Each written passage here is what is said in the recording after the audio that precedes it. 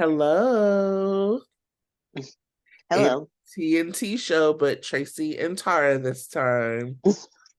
Um, Tanya is away, changing the world. Got the opportunity to be in this really prestigious program, and is there for the weekend. So I'm really proud of her, and I'm sure the next time that we record, she will talk about it. But it's really exciting. So happy for Tanya. She's doing great things. And Tara so generously said she would fill in. So how are you? I'm good. I'm enjoying the last couple of weeks of my vacation before summer school starts because I'm teaching summer school.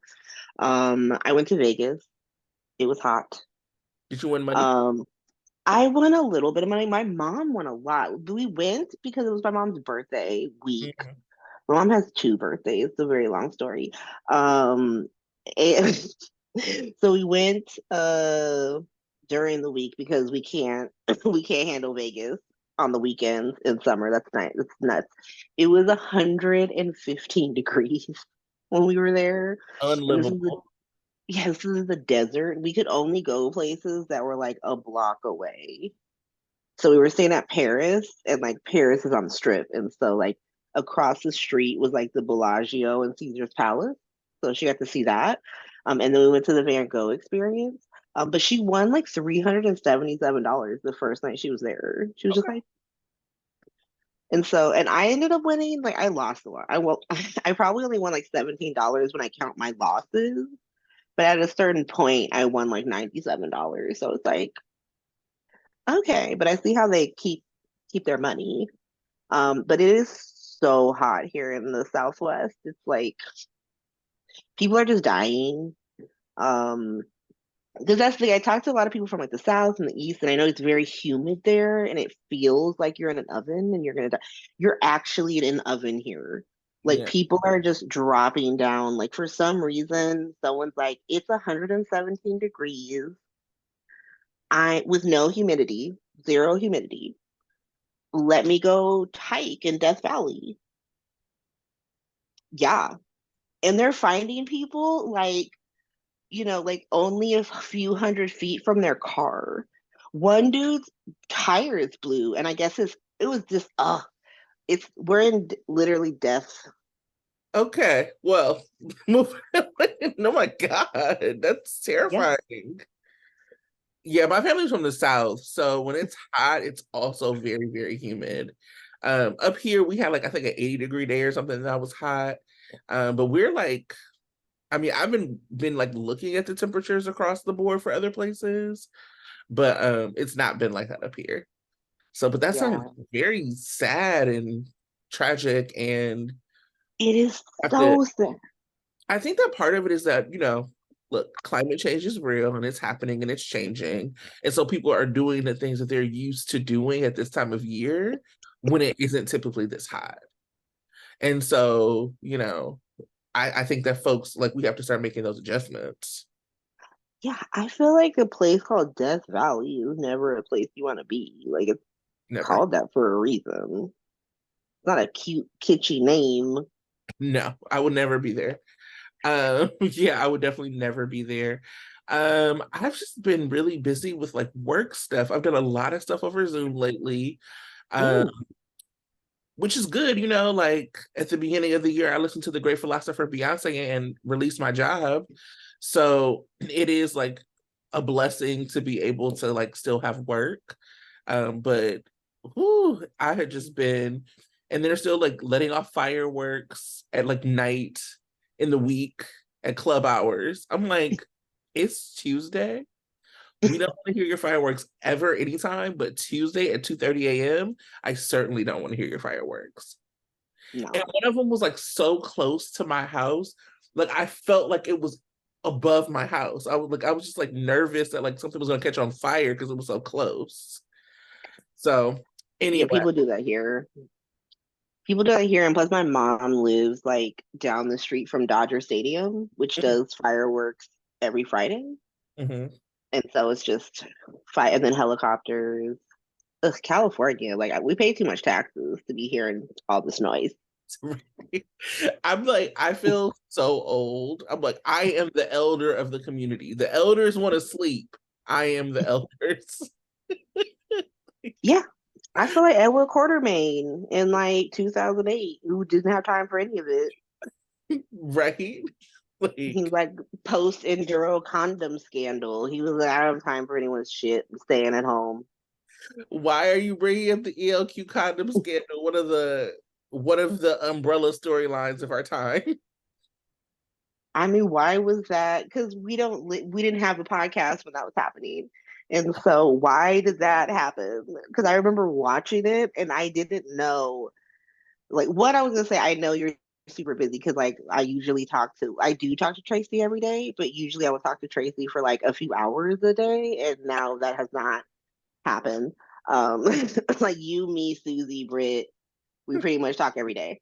Um, but like the we weren't together when that happened.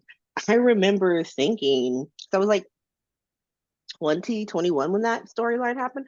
Or no, I was 2006. So I was like 19 or something like that. I was like, what the fuck storyline is this? Yeah. Condom? They were wildin'. They were really wildin' with these They, storylines, but they were better. So I still think it's a part of their weird Christian agenda. Like, don't use safe sex. It doesn't help. Doesn't work. they do have, yeah, GH is, they The have, condoms the condoms fell when every bitch was ovulating in Port Charles. It was wild. Like every woman's on the same cycle. They all got pregnant at the same time. it was, yeah.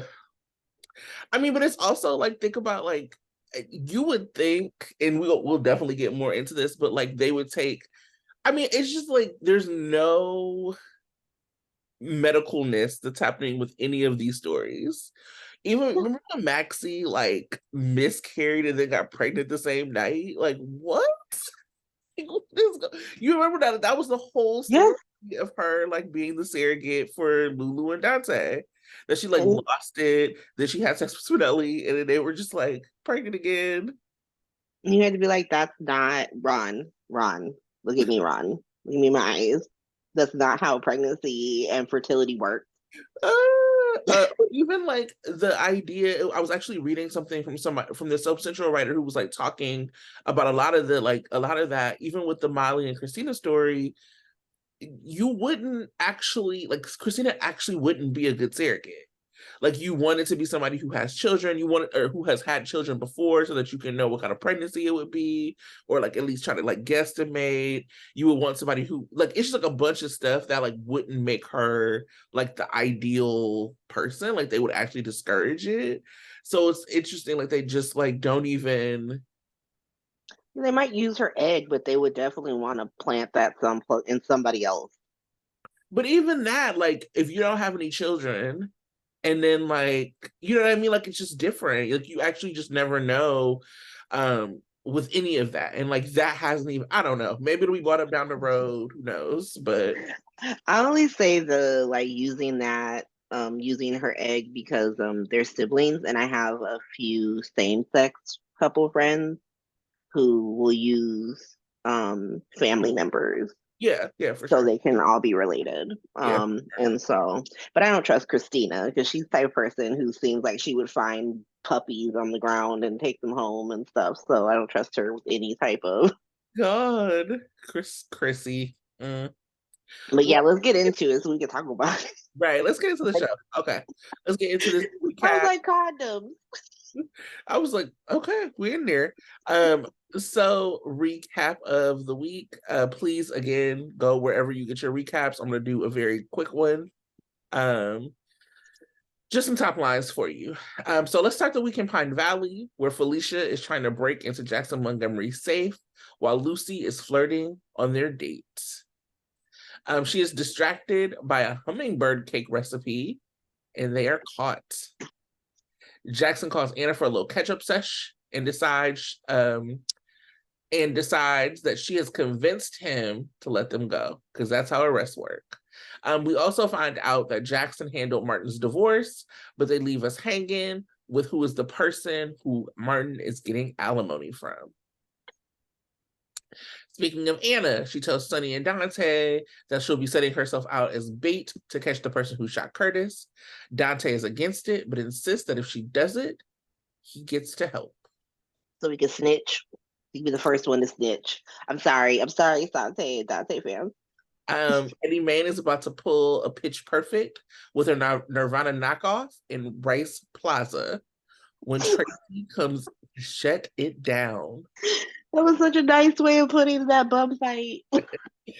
Chase takes Eddie to the queues while Tracy and Gregory have words. At the queues, we find out Olivia is having a hard time coping, and Leo falls off his horse because he is rebelling. Eddie appears to bond. Eddie appears and he bonds with Leo, but he still decides that he's going to stay at Sunny's house for now. In all of that ruckus, we do get a chill in, I love you, before they leave. Meanwhile, as Tracy and Gregory continue to fight, Gregory drops and can't grip his keys while Tracy mocks him. Yikes. Doing Tracy so dirty. Alexis shows up and helps him. We have our first scene with new Christina and Sunny, and we have a new Molly. Sam tries to play peacemaker between their sisters and make them listen to each other. I'll dive more into that storyline and dynamic later. Nina, Ava, Austin, and Sunny hang out for dinner. Sunny catches Austin getting roughed up in the alley, and because he's a big bad mob boss, he saves him. Portia tries to talk Spencer out of Trina's life. Taggart now has a drinking problem, and Curtis wakes up with no feelings in his legs. Esme gets checked by Alexis and goes to see Heather at Pentonville. She runs into Cyrus, who reminds her that he is related to Ace. Also at Pentonville, Carly reunites with Drew, and Drew said, "Your old man is protecting me." So Carly's old boo is protecting her new boo, as we expect from Carly's world. Last thing I'll talk about is Sasha, which again we'll go into more depth on. She hallucinates and mistakes Cody for Cyrus at the Metro Court pool. She stabs him, and fast forward is taken off to Ferncliff. Ooh, and that's the week. How did you feel about it? What was your favorite moment? Um, it's hard to judge like whether or not I was like I'm no longer trying to be swept. I'm like, that's not gonna happen. I will remain dusty. But like, was I dusty and entertained? Like somewhat. Like I have a few favorite moments. Slightly tipsy Olivia. Everyone in Port Charles decided to start day drinking, which I love. You're all rich. You should be day drinking. Like, what else are you doing? Definitely not running your business where people are getting shot and stabbed. Haven't seen Olivia there. I don't want to I feel like on Twitter I'm putting all of this on Nina. She is the common denominator because like stuff happened at the Metro Court, but not this frequently until Nina took over. That's all I'm saying. But at least she's trying to deal with some of it. Olivia is just at home being breaking down. And I just love how like freaking Eddie shows up and she's like, "You're not my husband, you get out." I did Feel enjoy that. it. I loved that the Jackson stuff all came down to hummingbird cake simply because like social media had every theory of what it could be. They had a million characters coming back. They're like, it's gonna be Erica, it's gonna be this. And then it's ended up being hummingbird cake. You know, I would have no way of knowing because I have the peace of not being on social media. I was dying. I was like, I cannot believe it's something so dumb. Like I could not even think of this. It's so ridiculous. And then finally it's Eddie Maine getting into a bum fight. Like a literal bum fight in Rice Plaza with some like Eh, musician bum who's just like, you old man playing Elvis, I'm playing grunge, which is only 30 years old. And like they were literally like gonna fight over like what bench they were sleeping on that night. It was so insane. I wanted Ned Ashton to be a bum for like almost 3 decades. And now he is. I love it. okay. Um, My favorite moment, I loved as an old school All My Children fan, I loved the Jackson and Anna moment with him on the phone. It was giving. I was like, you know what, Finola, even on the phone, you be giving. And I love that. I love that we're seeing more Sam. I do wish it was a more Sam-centric story. But you know what? I'll take it. I love that we got to see her. And I also love that like her and Dante both had like these like individual things that they did. And I was like, oh man, we're not gonna get Sante scenes. And then we ended up still getting a Sante scene. So it was like they were busy doing other stuff and they got back together. Now it wasn't the Sante scene where, I wanted, but at this point, I'm just gonna be like beggars can't be choosers. So I do enjoy their dynamic. I enjoy that they're both doing something. So that really made me happy. And those were kind of like I think my favorite moments. I am not swept in the least, but I don't think that that's like I don't even think that's a metric that I would use anymore. Um, but there were moments I did enjoy that we had some Black Hospital, and like regardless of how I feel about like some of the stories, I'm glad that Black people are being front and center. And that's interesting to me. I missed Jordan this week. I really did. I missed seeing Jordan this week. I was Um, very happy Jordan was not at Curtis's bedside. That is not where she needed to be. She's busy. not at all. I did not want her there. Would have loved for her and Zeke to be checking in. Would have loved for her to see her like being the deputy mayor. I'm sure that we're gonna see her supporting Taggart, which I'm excited for. Not excited for the alcoholism storyline, but excited to see those two characters together. Day drinking. He's not rich enough on this show to be day drinking, sir. No, You are a that's why working class. that's how you know it's an alcohol problem. Because if he was rich, it would just be day drinking. But Mm-mm. because he's like, working class, it's like, oh shit, alcoholic. Whew. Um, my performer of the week. Um, for me, it's hard when you hate a story, but you love a performer. And so I feel like we've always like praised Sophia Mattson's performances on Sunday Shift. Like we've always talked about how great she is. She's a great crier. She's a great emoter. She has had nothing but tough storyline after tough storyline after tough storyline, and she handles it in stride. She never drops the ball. She never half asses it. She is always committed, and I think that that's one of the reasons that um, people are so impacted by this story. People are like, stop putting Sasha through all of this. We are tired of seeing this stuff happen to Sasha, and I think that that is because Sophia is such a good performer. And so while like the story, I will dive into that with what's not working, but like the story is not great, but Sophia as a performer shows up every single time. My girl has to be dehydrated, get her IV, because like she is really putting in work every time. I feel like every time she has not been nominated, there's been a snub. And I really hope they stop snubbing her the next time around because she gives and gives and gives every time. Yeah, 100%. 100%. Sophia, what I think what's really interesting, and we'll talk more when we get to it, is that like she gives like the same level every time. But like her character seems to be being punished for things she has not done. Like, unless we're still punishing her for her lie to Nina. Like she hasn't really done anything else.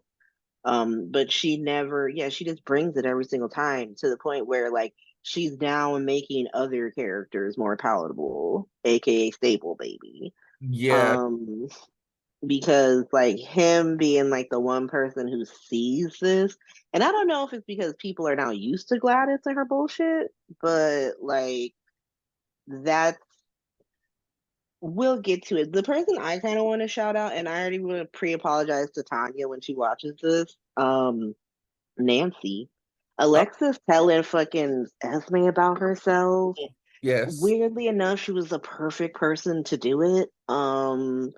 just, and I have a million things I could be like, Alexis, you did X, Y, and Z, but like, it's not the same. Her running people down and all the stuff Alexis has done is not the same level that her family has done. And all of her shenanigans have been very personal. They've been about her. They're not about the Cassadines. They're not about world domination. They're just really selfish, like freaking white woman things. And, I'm not mad at it. Like as much as I've had fault with it. So her being like, she said the lines that I think everyone on Soap Twitter has been saying, where she's just like, just because you don't remember your past doesn't mean you don't have one. And you've done nothing to earn this clean slate that you have. So, no, I don't trust you, and no one else in this town trusts you. And if you want them to trust you, then maybe you should stop deflecting. Maybe you should stop making excuses and talking about allegedly, if you allegedly did these things, and like come forward and actually try to be a better person. And like I don't really know what going to see Heather has to do with it, but it also goes into the fact that like Kevin's not in town, and obviously the only therapist in town is like evil. And so, because you would want to go see Kevin and actually work on getting your memory back, so you can, because that's the thing with amnesia, as we learn one thing from studying Mike's story, you don't forget the new life you have. You just remember all the stuff from before that you forgot. So like ipso facto, if they wanted to say keep this ridiculous storyline going, even if she got her memories back, you don't necessarily need to revert her back to being a sociopath. She can actually be changed. But they don't want to do that because it makes no sense. So they have her go just visit Heather. And it's great to see, Heather, but none of this stuff actually means anything. Like it was great. Like I really liked Nancy saying that I like Alexis being the one to read her for Phil. Um, but this is a redemption. She's redeemed. Welcome to the new redeemed Esme. And she's constantly like, I'm sorry, everyone, I'm a bad person. She's gonna get a growing fan base of people. I'm a Carly stan, so like I know how this goes. She will get her own fan base who will spend the rest of their lives for trying to explain away her crimes. I don't explain away Carly's crimes. And people will just hate her, even if she saves the baby or gives her kidney away. They'll just be like, no, I'm people. I think that with Esme though, like the thing about a character like Carly versus Esme, I think that shit just happens at a different time. Like I really truly do think that like shit that happened, 30 years ago, 35 years ago, when soaps were different. You had multiple people doing multiple bad things. That the stuff that she did against Trina and Jocelyn would have been within like a like several storylines of other people scheming. It's the reason like Greenlee on All My Children straight up threw a girl overboard a boat for like flirting with Leah. That's not what she's remembered for because All My Children was wild and people were slapping each other and pulling each other's hairs and taking each other's husbands and boyfriends and this and that. For whatever reason, they've decided to try to make everybody on General Hospital so multifaceted and good. And that if you do something bad, you have to explain it away. If you do something bad, you have to be able to say, oh, well, I was really doing it for this other thing. And so with somebody like Esme who does something that's so egregious, she does it against a backdrop of the teen scene and the young adult scene prior to Esme was like when they like I even remember Trina being like, we're gonna go watch Jungle Cruise. Like that's the kind of shit that the young adult teen scene was doing before. And so when you have somebody like her come in and shake it up so severely, you actually can't let her get off with nothing because that's not what we were used to seeing. Bring in the other dynamics of what she did being so racialized, it's really difficult for me as a fan to forgive her.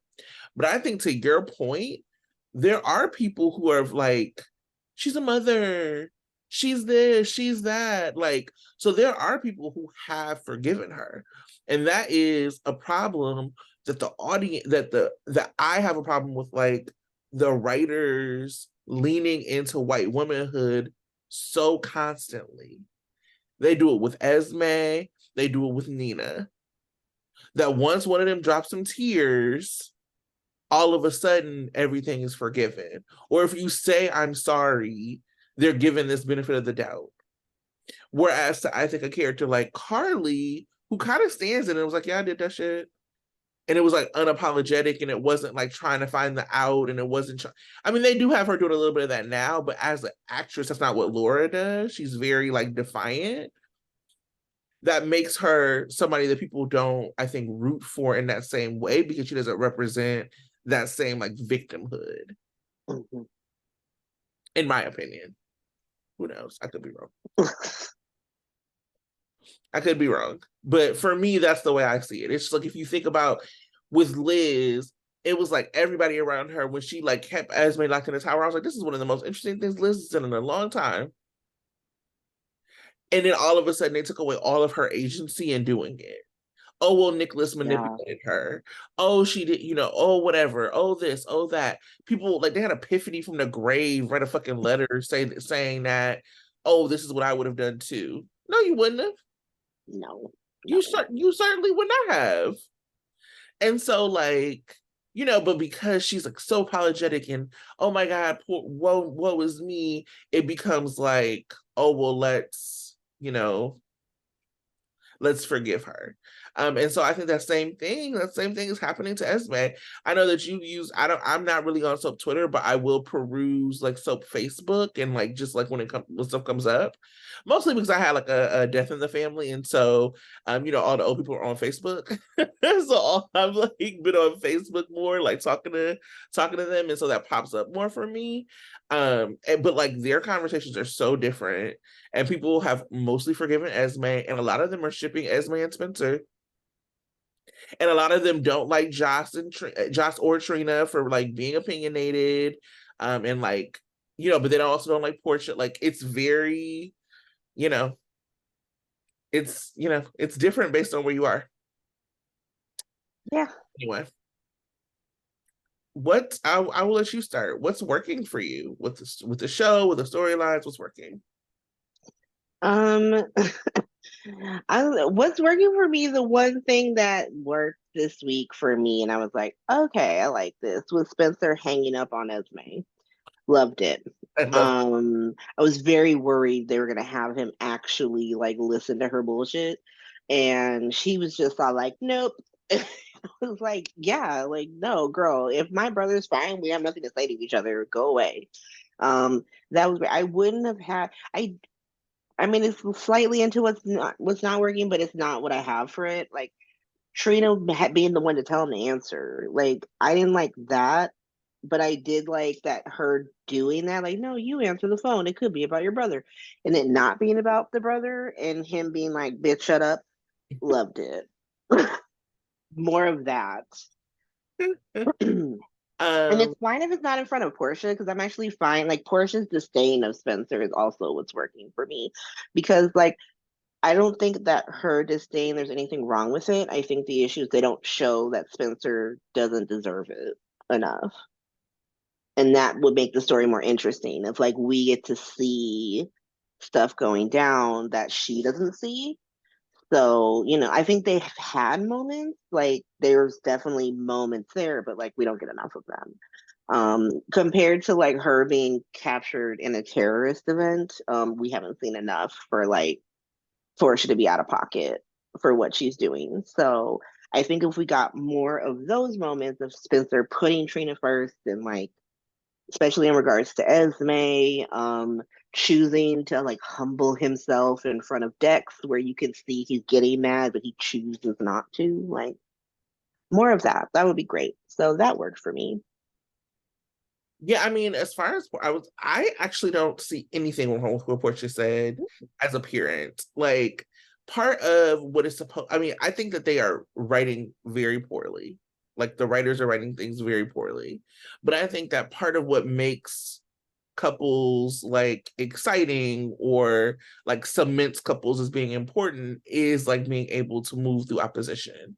So I think a lot of times when I think about Spencer and Trina, I think about like Emily and Nicholas, and nobody in Emily's family like Nicholas. And like that's fine. Like I'm not mad at them for not liking him. Folks have reason. So if you look at like from Portia's point of view, her like seeing, I had an over-involved mother. So there's just no way that some man, I would have been following him on a death boat to like, you know what I mean, to Greenland, that my mama wouldn't have been like, let me go talk to this boy to have him leave my daughter alone. I think to your point, they just haven't shown us the other side. Like I had always complained about this, like what they have Trina talking about when it comes to loving Spencer. Like, why do you? Because it's like very easy to see why he cares for her, why he loves her. He's been intrigued by her since the very first meeting, and he has given her nothing but reason to not trust him since the very first meeting. And so we are not getting enough of like her point of view and why she loves him. And so when they have this conversation where she's like, are you the best thing that happened to him or to her, you don't really have a lot of moments for him to like be able to pull from, to be like, you know, this is what this is. And love is obviously not about like what all you can do for somebody, but it should be some, right? It should be a reason why. And we don't, with, because of like the way they tell story and the way they weave through stories, like they don't give us those moments that ground them in the things that they love together. So we know that they share a love of art. When was the last time they talked about that? When We know, huh? he bought that ridiculously expensive print Right. for Curtis's birthday. Right. But like they don't talk about it like afterward. Like, you know, like I used to love the way they would write for them, and it would be like art was a metaphor for their relationship. It would have been great to like see that and to like hear him like speak how um you know he didn't have a family. Like he grew up with like servants and like his dad, and then his grandma finally came back, but like when it came to that family unit and the way people feel about Trina and the way they love Trina, like he always felt like people were just kind of putting up with him. Like that would have been like, these are like moments that I think that would like deepen their connection and make it make more sense, but they just won't write them for those characters. And they actually don't really write them for any characters, to be quite honest. Like we don't get a lot of like explanation on how people feel. Um we don't get a lot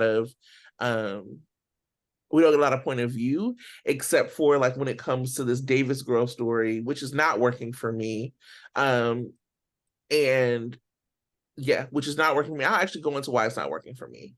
It's We not, go into that now. I'm gonna go into that because what was working for me was Portia. But like what didn't work for me for them is that we are now being sold on a dynamic that we never saw play out. And they're trying to sell it to me with characters, with people who I don't know, with like brand new character, like brand new actresses for characters. And so it's just like you're redefining who these characters are with brand new people, and it is jarring. It can be done well. I don't think it's being done well. I think what they were trying to go for was the animosity that Morgan felt when he came back Sure. as Brian Craig. But Sure. like that worked as a recast because they saw as that character and he had literally been put in a boarding school to keep him safe. Yeah. Um and so like and they had scenes from back in the day where it was very clear to all of Sonny's children that Michael was favorite. Mhm. And so this was something that like you kind of see all of Sonny's kids deal with the idea of Michael being the favorite in different ways. Where like Morgan got really jealous, Christina acted out, and Dante feels like I think Dante's relationship with Sonny is really interesting now because like he's almost been catapulted to the favorite because Michael doesn't want anything to do with Sonny. And Mhm. like he has like an ambivalence about this. where he's like, I'm officially caught between like my father, who I actually do love now, and my job. Right. And so, like, they've actually played those dynamics out between the Corinthos children without them having to like break down and hate each other. Of course, you have the big break between Michael and Morgan, which was like beautifully. That was probably one of the best moments for Chad. Yeah, Chad does conflict really well. he does. And Brian Craig was really good. Yeah, but like with the three, like I was Sam the whole time. Like everybody, shut up and get out of my house. And when Christina showed up so quickly, it took me a second to remember that, like, oh, she was at Sunny's house, and Sunny lives literally across the hall from Sam. Mm, I was yeah. like, what the fuck? Yeah. It was, I mean, like I said, it just is also like very jarring because like to have Molly be so whiny and to like essentially say that the essence of like this, I've never liked Molly. I never had any use for Rick's fucking kid, but whatever. Like, but to have this character who we have seen in this way completely change personalities because she can't have a baby. Like, what? And then I'm not even saying that she hasn't always harbored some of those resentments for Christina, but like if you think about it, like what is she mad about that Christina joined a cult, that she got beat up by her boyfriend? Like, what are the things that you're saying have been her crises that have now made you mad? Like that also was like super unlikable. Like, girl, That you have basically always been stable and you've been with the like, so it's fine for you to say, Sam, y'all have never paid attention to me, but the whininess of it, I was like, girl, I don't care. And Christina never said this to you. You overheard the conversation, so you can kind of, she's like, and TJ was mad. Well, you didn't even have to tell TJ, actually. it's this manufactured animosity, because like I understand where they were trying to like come from it with. I think the best sister, like, because of how you are, I did not get the level of attention I think I deserved play out storyline is between Belle and Sammy on Days of Our Lives, Yeah, for sure. because Sammy is so chaotic, and so like anytime anything that was happening in Belle's life was going to be overshadowed by whatever the hell Sammy was doing. Sammy Um, also put Bill on the black market as an infant. yes, yes, she did. And so it's this, at least with those two characters, you had like Belle being like, "What the fuck is Sammy doing?" Molly's always been very supportive of Christina. Mhm. I even in the sex tape, not the sex cult storyline with Shiloh, she was mad at Shiloh, Mhm. not Christina. She had heat for Shiloh. That was probably my favorite moment with hate. When she just would read the shit out of Shiloh anytime she got. Stop your song. And then was mad at Sam and was like, "What the hell wrong?" Because you know they didn't bring her to the plane. She was like, "What the hell is wrong with all of y'all?" Yeah, for Yep, real. it was mad at everybody. I was the most I felt connected to Molly, because she was trying to use her intelligence to get everyone out the cult, and nobody was listening to her. They were not listening to reason. And I'm like, girl, you be same. Because I Right. would not. Tracy, you are the type of person who's like, let's have a sit down. Let's get Willow to tell her story. Let's do that. And I'm just like yelling at people in the street. I mean, Kelly's like shaking bitches. Like, it's a cult. Why are y'all in fucking cults? What is going on? I'm just like, everyone, let's come together. Let's get in a circle. Let's talk about our experiences. Folio. Just like, Yeah, I have had a really difficult time with them. And I also do think it is distracting that her and Molly are like that these two actresses are the same age now. Now I don't know if it might not be distracting in a week, it might not like whatever, but I think that it is really jarring to have these characters that have always had such like that's always had this like very younger sister, older sister dynamic now like being played like they've been like, well, I don't think, I think Kate and Lexi might be around the same age, but this other like it feels like they aged up Molly. Look, I'm just not sure. I don't like the dynamic. I think it's so unfortunate that it's like being played out with character like that people have been asking for the Davis girls for so long, and now they have them, and now it's being played out with people we don't know. It's just so unfortunate.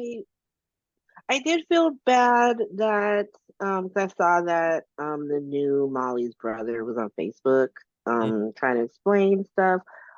Molly is now like the actress who plays Molly is older than Kate Mancy. Mm-hmm. Kate Mancy is my age, so she's 36. She's probably, I'm not sure if she's born before me or after me, but she's born in 87 like me. I'm gonna be 36 next week, I think, in like a week and a half. And she's born the same year as me and Britt. Britt, shout out to Britt. Mm-hmm. Susie, I was gonna say Susie, but she's a year younger than us. And then the new Molly is born in 84. Now, I don't personally think that there's anything. I think what her brother was saying is how like she films younger, so she's usually getting cast as like teenagers or something like that. And I know that the cameras and soaps are different. They use like when you watch something like Grey's Anatomy, you can tell it's shot on a completely different camera than General Hospital. General Hospital's on the straight digital. Um, I think that like everything that you just said is 100% right because Molly has always been dramatically younger than both of her sisters. And I think not you, but like we all like on social media have to think about different ways we address those issues in ways that people's brothers don't have to come onto Facebook and feel the But need. Just I mean, like I've heard I some would like recommend whoppers. I would recommend family members stay out of private Facebook groups. That's what I would recommend. I'm not even Was it saying, private? yeah, I mean it's not like a like you have to join it. You have to like not necessarily You private. joined the group? Yeah, it's like it I wasn't never joined the group. no, it wasn't like because I joined like Facebook, like General Hospital Facebook, like years and years and years ago, back when I was like actually on Facebook. So this is a group where you have to like enter, you have to like agree to rules. Like it wasn't like it was on like ABC's official channels. And I'm not saying it's okay to talk about people like this. That's not what I'm saying. But I am saying that people on social media are like gonna be critical and my recommendation to all family members is stay out of that shit. That like this one so Facebook group was talking about Maxi's eyebrows for like a week and a half. Like, you know what I mean? Like it's just it I've just just seen some crazy stuff. I mean, I'm not on Soap Facebook. I just saw that he was in Soap Facebook. On mhm. Soap Twitter, and then on other things, I've seen some crazy talk, like people talking about like, oh, she can't have a baby because she's going through menopause, and I'm like, 39? Oof. Y'all going to the same OBGYN school as the GH writer. What? it's just like the way that like with female actors are talked about, like because they put themselves in a situation, like people feel like they have the right to like and I guess they have the right to do it. Doesn't make it okay is the question. And it goes for like all the actresses on GH. It's just really sad. You know, like if anyone follows me on Twitter, you know, like I will come for a character with reckless abandon. You know, like I'll bring up everything they've ever done. But I always try to stay mindful that, like, when you attack certain things, like when you attack people's looks or all these different things, like you are attacking the actor. You know, that is a real person. It's not a cartoon character. And so it's just, and recasts are so hard, especially on this show. Like, I think certain soaps, like Days, is just used to anybody coming in and play. There's certain characters who are sacred, but like very few. Not And really. yeah, I mean, I can't see anyone coming in and being Marlena. Like, that would probably be where But that people draw the line. Yeah. But like, you know, they'll accept, I think they accepted that Bo recast for like a few years. They were like, I guess, you know, Stavros can play him. Um, yeah, the guy who played Stavros played I didn't like it. I remember it was in the 90s. I I was, just like I was like, who is this? Where's you're a GH where's in Peter? your heart. Even before you were watching GH, you were GH and you watched those like GH Yeah, I was fans. like, Like, who's this? and so recasts It are was a summer of so another hard. Billy. Yeah, it's always been. Yeah, I remember when they recast Taquan to why am I forgetting TJ's name? I Josh. apologize. Taj, yeah, Taj Bello. When they recast him Taj, that was a rough transition on Twitter, which is what I'm usually on. Um, Kate still, people who will just be like, I like Kate in the role. I don't understand why we couldn't have Lexi. Mhm. Um, GH is notoriously hard to recast for. We'll have temp recast of people like, fuck this person. Like during Jen Lily's run on GH, people were freaking miserable. Looking back, people are like, she did an okay job. Jen Lilly, Who's she that? was the Maxie who was there when Robin died. And I remember because people were furious. They wanted Kirsten to come back. Kirsten Oh had yeah, taken leave, that's right. That's right. I remember. and yeah, Jen Lilly was playing Maxie, and so she was the Maxie who was there with Susan Robin stuff when Robin died, and Yeah, had to do I those big scenes. And people were like, I think Kirsten should come back," and people were like, "She can't come back. She's on leave. Like, leave her alone." you know. remember.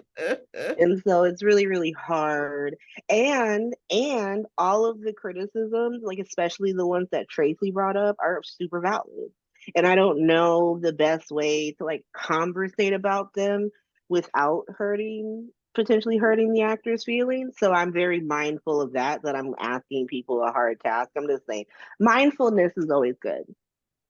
Mindfulness is always good. I mean, I think people are always gonna get off these jokes. Like, I think that is like always going to be the case. And there are some jokes that you see that you like, see, you like, I get what you did there, and it's funny.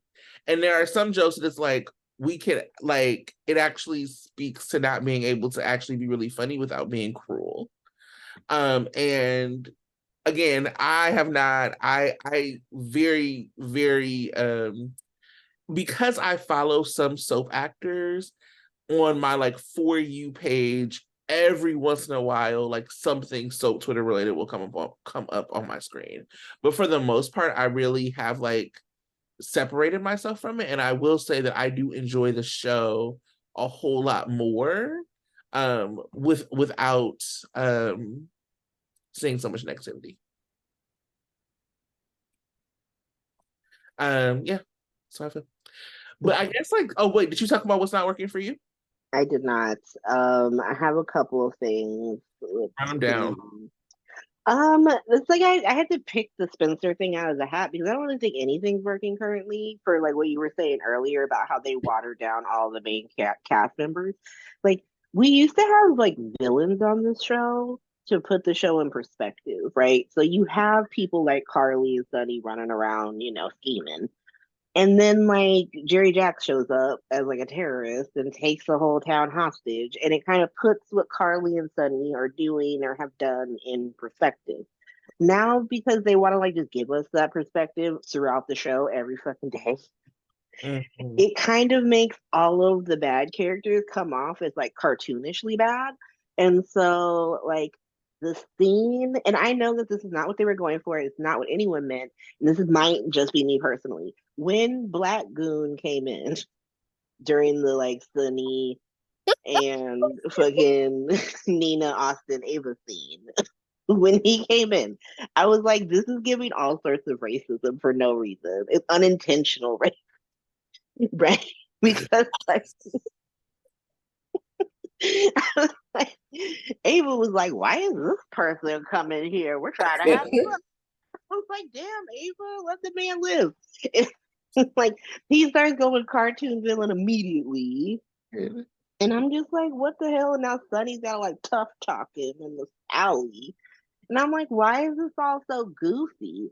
And it's like because everyone on the canvas is so like regular. Like the reason, like, people, the reason why people are like, whatever Nina's doing is not that bad. Let's go back to like what Carly did in 2004. Like, great, Carly's not doing that now, and I agree what Nina did isn't that bad, but it's currently the worst thing any main cast member's doing.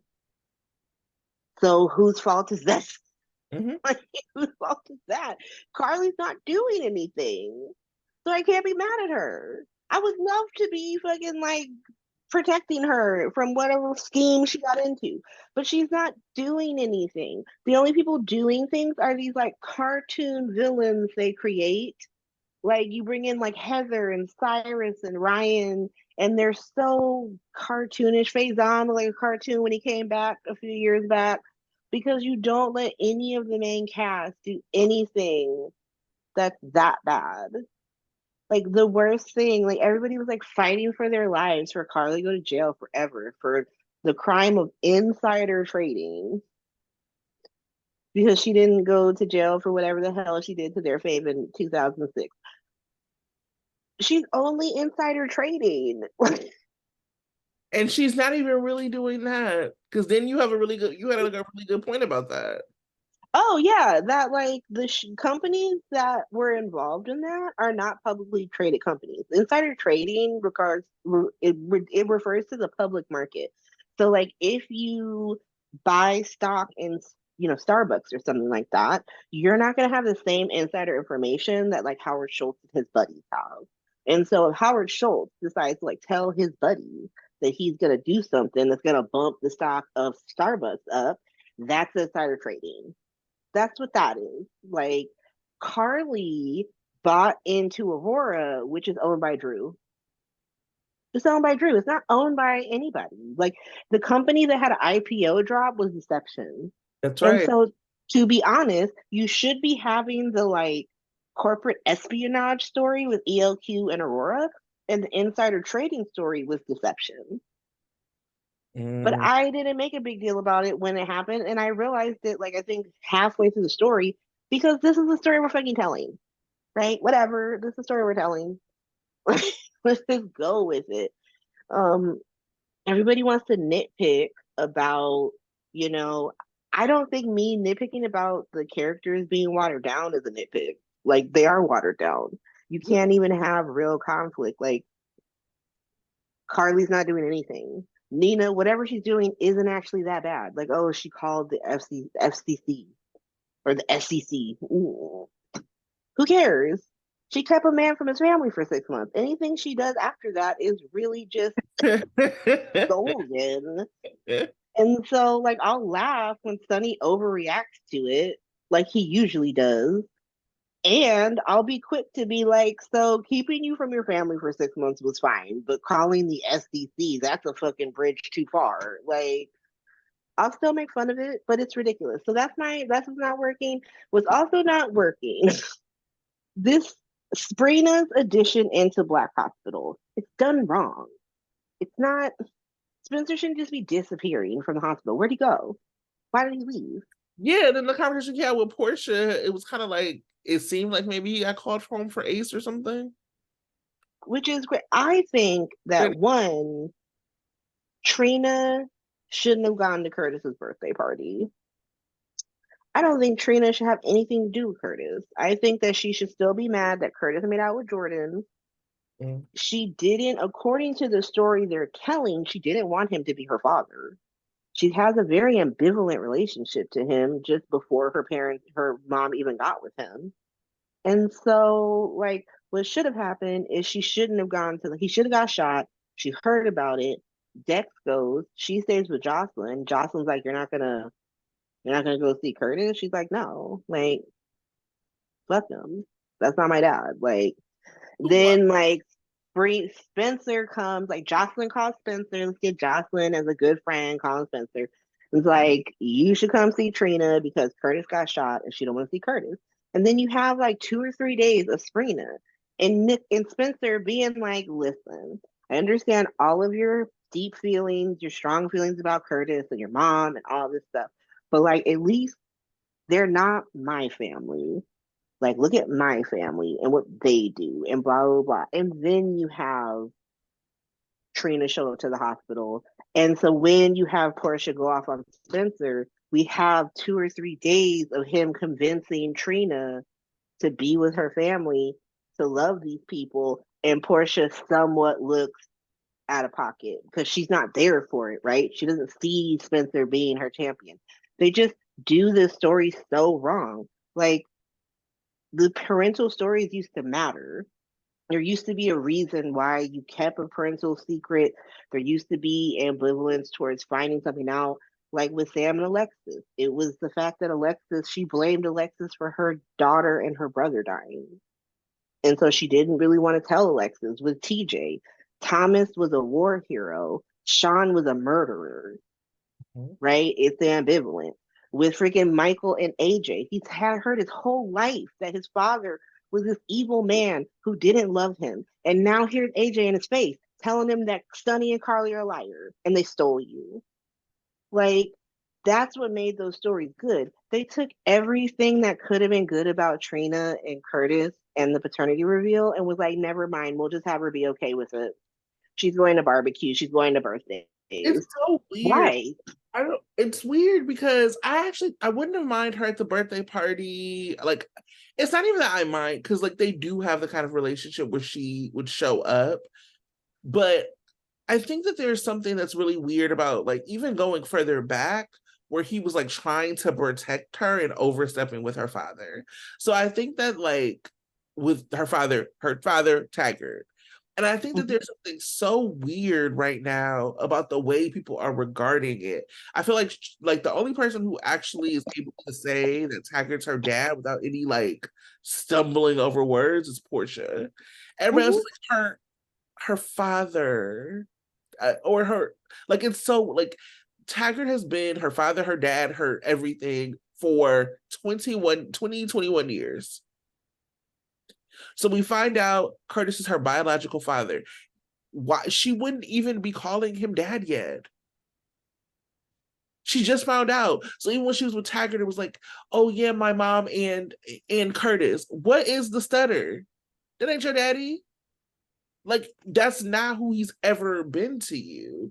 And so I think that there's something just very weird and maybe like rushed or whatever about the telling of it that is like I do agree. I would have loved for her to have some more point of view. I would have loved for Spencer to comfort her around them and like her be like, I'm still so mad at my mom because we're not getting that piece. Even when she was like, you've done the worst thing to her, it would have been cool to like have a flashback to Sabrina talking and Trina being like, Esmond did some fucked up shit, but the worst thing that ever happened to me is like finding out my mom lied to me and having Spencer be able to flash back to that while Portia was going off on him.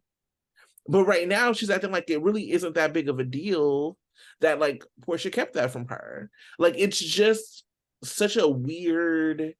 It's like everything is so forced. And I go back. I mean, I love to go back everything to Nixon Falls, but like everything was so forced, and like allowing people like they're not allowing people to feel how they want to feel about a story. They're heavy-handed trying to tell people how to feel. It was like what they did with Carly and Jason, where everybody was happy for them. That's not realistic. Everybody wouldn't be happy for them. You can still have people show up to their wedding and be mad about it, or like talking shit, or like whispering to each other because they should have been. They should have been whispering to each other about how quickly these two people who said they were friends have now seemed to be in love. If that was the angle they were going to play about them being in love, people should be whispering about Nina and Sunny. It should have been a whole thing in the town. Like, do you see Sunny with old girl? And now she took Carly's hotel and now she did it. Like, that should have been a thing. And I'm not saying that it shouldn't have happened, but part of what makes good storytelling and good soap is like see the fallout from all angles of big stories. And they don't act like anything's a big story. Everything is just happening. So to the Curtis piece, it's like, what's happening? It could have even been more impactful if it would have been a scene of Trina and Taggart when Trina found out that Curtis was shot, Yeah. and like to see Taggart react to how Trina reacted. But I they mean, just also Taggart has been between, or Curtis has been between her and Taggart since Sydney was playing the role. Like, he's always been this roadblock between her having a relationship with Taggart. Whether or not I mean, he didn't know that Taggart was faking his death. That's why he broke up with Jordan. But like, Jordis has always been like enemy number one. Sometimes Cyrus Renault takes that spot, but like she can't stand Jordis. So they just decided like, no, we're gonna focus so heavily on Portia versus Spencer. And I think that's a mistake. Like, if you're not gonna like, you're just gonna rely on fan grace for Spencer and not actually show scenes. And like scenes where you can give like, and those aren't, and it's not just for like, Spencer's sake. It's like to give Tabiana a meaty story. Like, you can't have her be Pollyanna all the time. Just so nice and so understanding and stuff like that. No. Yeah. Have her pop off. Have her pop off. And I mean, I'm hoping that we do get a scene with her popping off over Esme, but I feel like a lot of people thought that that was about like building up Jocelyn and not allowing like Trina to have her say. And I really think it's actually about like not putting too much on Esme so that Esme can be like viable. Because Jocelyn popping off on Esme is really different than Trina popping off on Esme. Um, and they've only let Trina do it once. And that was when it was still Sydney. So I think that like yeah, to your point, like they have to let her have her moments. And I think they work so hard of like, oh, let's make her universally beloved. And I think that that character has enough grace that you can give her more depth and people will still like her. And nobody's going to be universally beloved. Like, let her be a full person. And I think that that's like less about them not. I think it's yeah. Anyway, let her be a full person. She can be a full person and she will still be beloved. Yeah, I really wanted her to be the one who wanted to use Victor's evidence and Spencer to be the one that was like, nah, it's probably fake and we shouldn't. Because that's just like, let her be petty and vindictive. Like, why she gotta be super? Because, like, it's not like the thing that with Portia that I enjoy is that she's being so petty and vindictive. Like, I don't think she's being smart about it because I don't understand why she's like trying to push Esme to Spencer, but then push Spencer away from Esme. I'm like, girl, we're supposed to be do together, not apart. But I think that the writers are like, no, no, no, no, we can't have Portia be Team Spesme or that like sacrifices the Portia character. I'm like, there is no sacrifice. This is not chess. There's no, unless you're Gladys Corbin Corinthos, you're not being sacrificed because like She's out of you're there. She's out of there. She gotta go. you gotta sacrifice her. Where's Harmony's Cliff? Where's Cliffside Park? She gotta go. I would also say, especially for like Sprina and like the idea of like it was more intriguing when it was like the Ashford Robinson families against the Cassadines. Mm-hmm. So when Spencer or when Nicholas was still there, maybe when Victor was still popping around, but now to like essentially like pile onto this like fucking like orphan and Spencer, whose grandma is like off trying to find his like no good ass daddy. It just like it actually feels less compelling. I'm not mad at Portia. Again, that was one of the things that worked for me because I think that actually is like having that kind of conflict is not bad for Sabrina. But I think it's more compelling when it's like family and not like Portia against Nicholas and not Portia against Spencer. Like, like okay. This stems from the fact that they want us to believe that the courts would really let a woman who's being put in jail for attempted murder and revenge porn, which makes you a sex offender, would be allowed to keep her baby in prison. Absurd. She's gonna be a sex offender. She's not gonna be allowed around children. So, Absurd. so Um, dumb. also, I forgot to say, also not working for me was the Sasha story, but keep going and then we can go on that last. I think that was the last of what I have for what's not working. Besides, yeah, the thought. Oh my God, are we anti-ther? I hope nobody was considering getting a therapist and you were nervous about that. Don't watch General Hospital for the next few weeks or months. Let me say this. I need that doctor dead. Done. Let me also be petty for a second.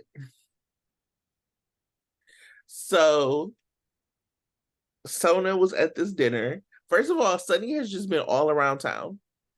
I can imagine that it is not being talked about it like when it's Carly. I can imagine. But Sunny has been all around town. This man has been on every day and everybody's business.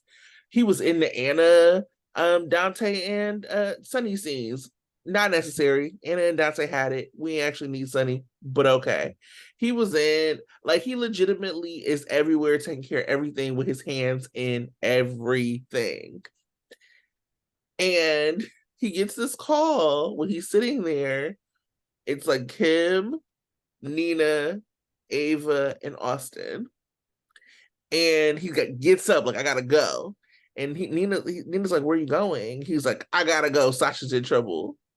So you just gonna leave Nina, as if like Sasha ain't her. It's just like I don't like Nina. No secret there. They should have Nina should be the person who's supporting Sasha. Even when Sasha was like leaving to go to Ferncliff, which damn, why they gotta put my girl in Ferncliff? Shady Brook was closed. But like, even as she was leaving to go to Ferncliff, Sunny is like, we're here for you. We're da da da da. Like as the elevator is closing. Why is that Sunny and not Nina? I'm surprised I don't know why they didn't call Nina since a man was stabbed at At her her hotel. hotel. At her hotel. What is going on? Meanwhile, Jocelyn over at the pool looking like Sharpay, exactly following the stabbing. Just like Tracy was looking like a whole like Ooh, heiress queen at the pool right after Curtis got shot. look, Tracy took a whole mood, flowing in the wind. Curtis was shot, and then like 2 days later, Cody was stabbed, and that pool is still operational. That hotel's still open. And I'm just gonna say this wasn't happening when Carly Spencer was in charge. Why not stab him any other place? Like, I don't understand why they didn't stage like have the Ava Austin fucking whatever at the pool or at the Metro Court, and then have Sasha stab Cody at the restaurant. I think it would make more sense for because then you couldn't have her throw this like completely irrational temper tantrum. I was like, even when Maxie, when this is what I mean about like, I think I was talking to someone, maybe like KJ or something like that, or about how they like try to steal sympathy. I think it was Shannon. They try to steal sympathy from the audience. Like, it's a public pool. He has a pass. He's allowed to be at the pool. I don't know why Maxie or Gladys are going up to that man. Leave him alone. Like, Gladys go and then like it felt I don't know what was happening, but I was like, is Gladys purposely trying to throw Sasha off because like for like to embarrass her for this interview because she first was like, Sasha, did you take your pills? And then she went over there. I can see you. I'm looking directly at you while I'm doing an interview and watching you fight. So even if she wouldn't have hallucinated, you knew you were being distracting. It is more distracting for you to be fighting with Cody than for Cody to be present minding his damn business. So I'm like, was she trying to like force her hand? Because then she tried to like pretend like, oh my God, what have you done? My poor Sasha, I can't believe. You know what I mean? Like, so what was actually happening? But I think that just in general, the story is so horrible to like so many reasons. One, please, whatever y'all have against Sophia, stop it. She's sorry. We don't want no more of these stories with her. No more. No more. When she comes back, if she ain't 100% happy, I don't want to see it. I also am not interested like in Cody being the rescuer. This would, I think I talked about this last week. This would have been so much better of a story if Sasha would have found out what Gladys was doing and trapped her. And then I know they probably trying to send Sophia off for her leave. Have her go and just be like, "This was a lot for me. I don't even want to be here. I need some like space from my life and what happened with Gladys." And they're like, "Why don't you go tour overseas with the Deceptor?" And she'd be like, "Yeah, I'm out." She can get a job from Nina and do like the Paris correspondent for Crimson or something. Something. And like even name that it's like short term. We're Hmm. doing a partnership with Crimson. We want to go do it in Paris. I'm gonna go. Because right now, like knowing I was betrayed, like this was too much for me. Like that's a very empowering story. It still tells the story of like Gladys being shady. It still tells whatever story you were trying to tell. It does it, but it switches it. Because now I'm sure that what's gonna happen is that like Cody is gonna save the day. They're Gl- redoing the Dominique story. Gladys ain't hid being shady from nobody. Why has nobody picked up on how shady she is? Only This Sam. this happened, and Nina, you ain't picked up on how shady Gladys was. She was just shady with you a few minutes ago. She was about to narc on freaking Sasha. And Queen Narcomal, freaking Nina, was even like, what the hell? No. The law abiding citizen Nina fucking Reeves was like, you shouldn't narc. And then like just this idea, and I posted because I am trying to get on Threads. I don't know. I'm too And old, so he's if you like, doing too much, I'm like, just text me if you got my number, and if not, we don't need to talk. I don't know, that but part. on Threads, I was like, I commented on the GH thing, and I was like, this is such irresponsible storytelling from the same show that put so much care and concern into telling Robin's HIV story. How can you not tell a better mental health story? The Mo is same here with a mental health podcast. How the fuck are you telling this story? the same story. And I've said this and I'll say it publicly and people can judge me for the rest of my life for it. One of the only parts of the Soily storyline I actually enjoyed was Sunny's bipolar part. And I thought that Natalia did a really good job. I think like Sunny's breaking down. He's telling her to get out.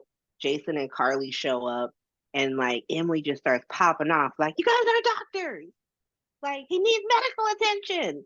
And it was like the first time where people took like Sunny going crazy essentially seriously. And like you had Lainey popping off on Sunny for like disregarding her profession and stuff and pretending like, I think that Ted Lasso did a really good job where he popped off on his therapist and was like, you're not my friend. Like, you don't care about me. Like, you want me to tell you all my life stuff and like you don't care about me. And a lot of people are very afraid of psychiatry and therapy, and because of the connotations, especially in this country over the past like 150 years. And so to tell a story where like a court appointed therapist would betray someone and in such a flagrant way, like that's way more harmful. And I'm really surprised that like Mo would even go along with that story because he's in it now. Yeah, I mean, he's in everything. But yeah, Yeah, because he depends so much on his therapist and his psychiatrist and stuff because he has type like bipolar 1. I also wonder if he maybe just doesn't. I mean, we know that he doesn't read everything, and so maybe he didn't read the whole story and doesn't know what's going on. But I will say, so part of what happened was that the guy who plays Sasha's therapist, basically when she came in, so she obviously like broke with reality. They knew at the pool she broke with reality. She named, I thought this was Cyrus. Oh my God, I would never do this to Cody. Why would I do this? And when she was like, what would Brando think? I like broke a little bit for her. That was tough. And even Gladys, when they got there, was talking to the public. And that's why I'm like, no, let's not go back on what the fuck you did, Gladys, because she tried to pop off on the psychiatrist. Nope, you did it. And so when they went in, she is like clearly zonked out. And it was wild because even at the pool, this is in my hot take, but I'm talking about it now. Like the guy that they had, like the cute black detective come and like he was like, "Oh, you did this and whatever." And Maxie had to step in and be like, she has this history, whatever. And he was like, "You were married to a good cop, Maxie, but do you think that this is an act?" And then he didn't know who Sasha was. On what planet does somebody in Port Charles not know who Sasha is? If nothing else, so if this cop was around enough to know Nathan, how is it possible not to know Sasha? She's like Except a public figure. she's a public figure, and her husband was killed by the fucking hook. Like, what are we saying? I'm angry. I'm like swearing more than I'm trying to swear. But like, because I was so annoyed by it. But like, what do you mean? Like, how are we basing arrest? He's like, "Oh, your baby died? Well, let me be gentle with the arrest." Like, what are we doing? It was so weird. But anyway, so we get to the hospital, the doctor is like being a creep behind Sasha. And like Diane comes in, but he had already recorded her confession. So Diane comes in and really can't do anything, but at least somebody who cared for Sasha was there. Because I don't want to see nothing from Gladys. I really don't. I really, really, really, truly don't. And I think it's really unfortunate that Carly has been removed from this story, because I think seeing her and Gladys, like, I don't really want to see Sunny and Gladys. I want to see Carly and Gladys because that is one of the people who allowed Gladys into Port Charles and was like trying to make space for her and all of that. So, but anyway, so now I don't know what's gonna happen. I think the storyline is gross. I think they need to let it go, um, sooner rather than later. And I think whoever did this needs to take some time with their own therapist because this is the second time. That's why I was never really mad at Harmony for wanting to for what she did to Neil because I'm like, this woman came to you clearly traumatized. Let me get on my Harmony bag. Clearly traumatized over all she's been through. You are as her therapist, are a mandated reporter. That was not something that you were mandated to report about. So somebody who was traumatized and alone finally opened up to you in therapy, and then you were like, "Oh shit, this thing you told me I'm gonna tell other people." Yeah, she snapped. Of course, like, and I think that that's why so many people had sympathy for Harmony because like Inga was a great actress, and then you told this story of this like really messed up psychiatrist. So now this is the second story you're telling of a messed up psychiatrist. What is going on? Third, if we count Ryan Chamberlain pretending to be Oh Kevin yeah, with Ava. that's right. Your therapist trying to leaving his wife so he could bang you is never a good sign. Right. And so yeah, it's just very weird that like they don't want to give Carly or Nina these like terrible motives for doing things, but they'll give them to Gladys.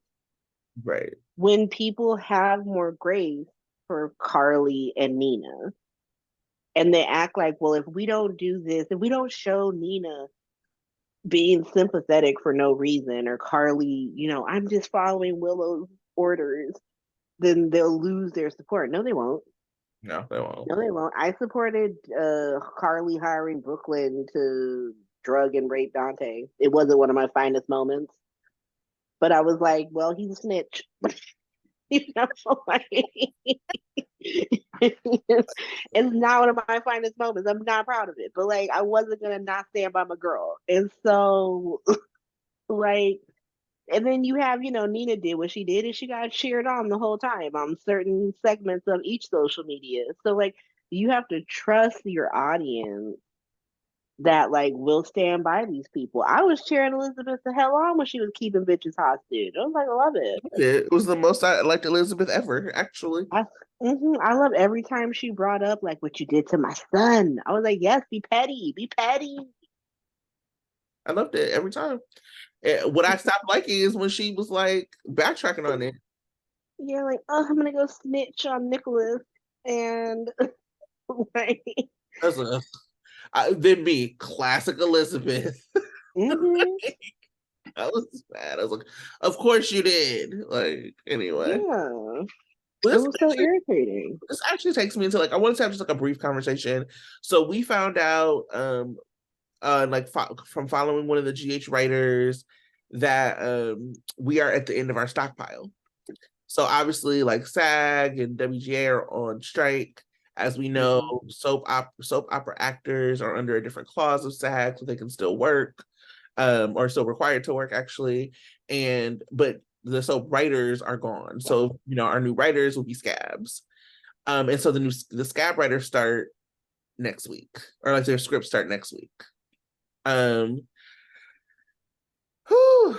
So that is going to be interesting because it's not people who know the characters who like may have their favorites or love or whatever who've been writing for them. These are new characters. And something I think about often is like, do they like take fan feedback and what would they say or what would they take from fan feedback?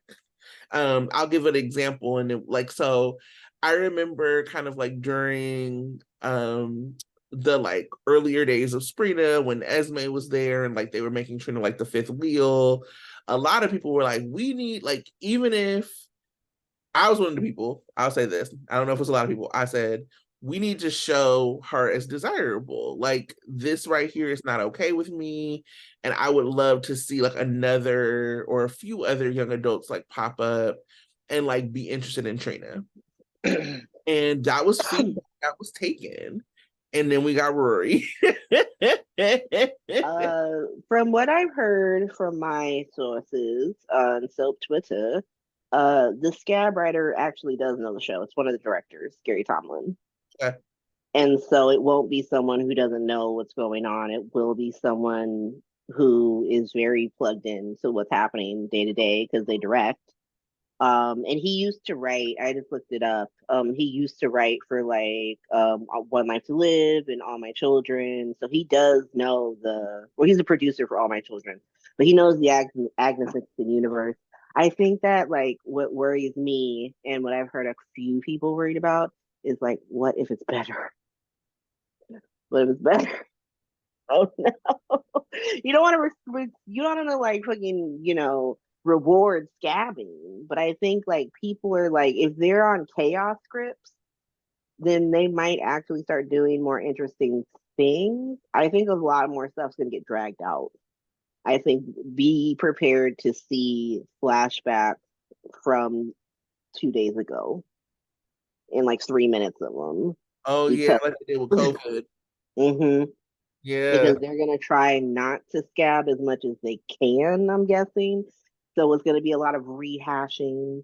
It's going to be a lot of stuff like that. But then I think of like, so starting next week, you have Carly not inheriting shit. Bobby's going to sell her Kellys for $1. Um, in Soap Opera Digest, Laura Wright says that's been in the works Yeah. for a while. Yeah. She And said that so before Jacqueline passed.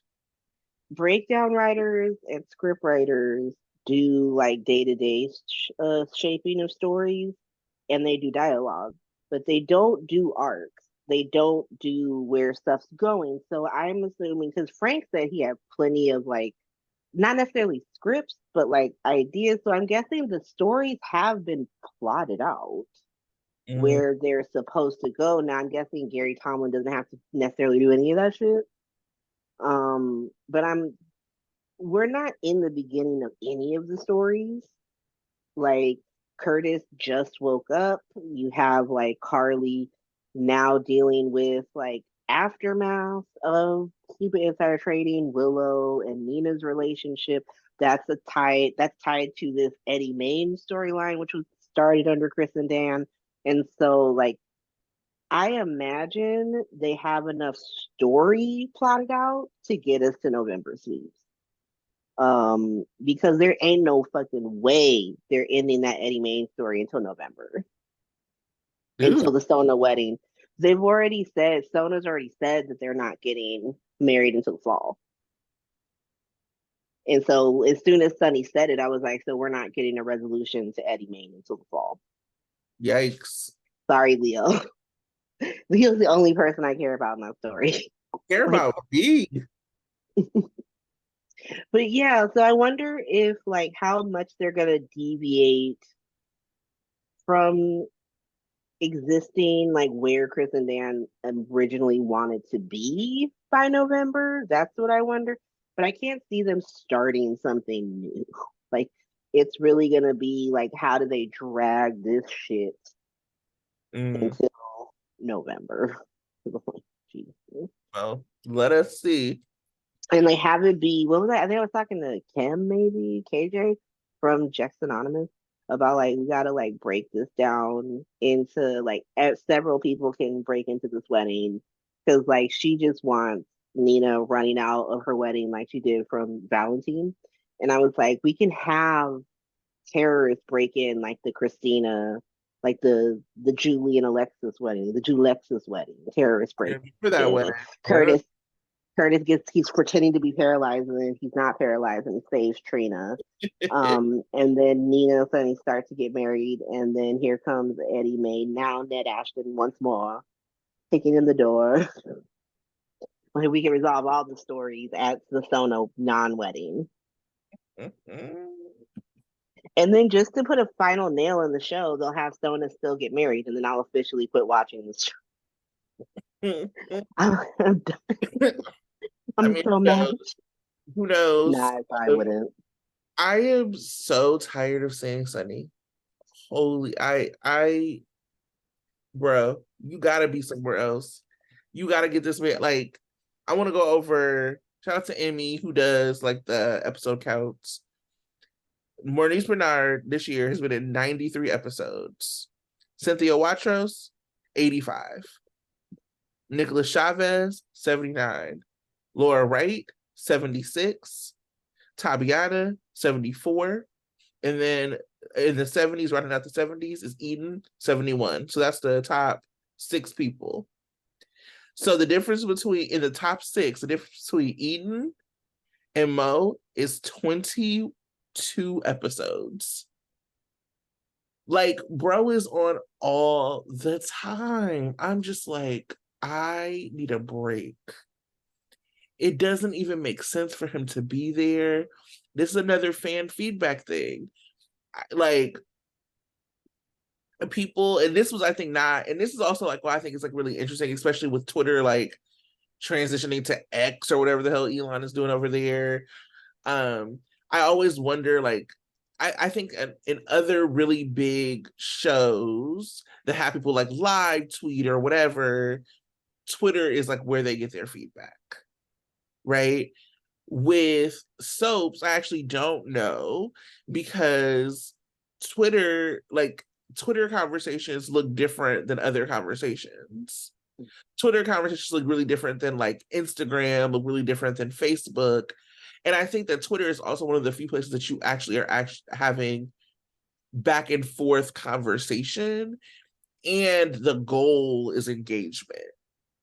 So if you think about Instagram, they'll post a video and then you'll say what you have to say and then you'll move on. But the goal is not necessarily like, let me see how people are going to like the comment I left on Instagram versus like Twitter, which is like built on engagement.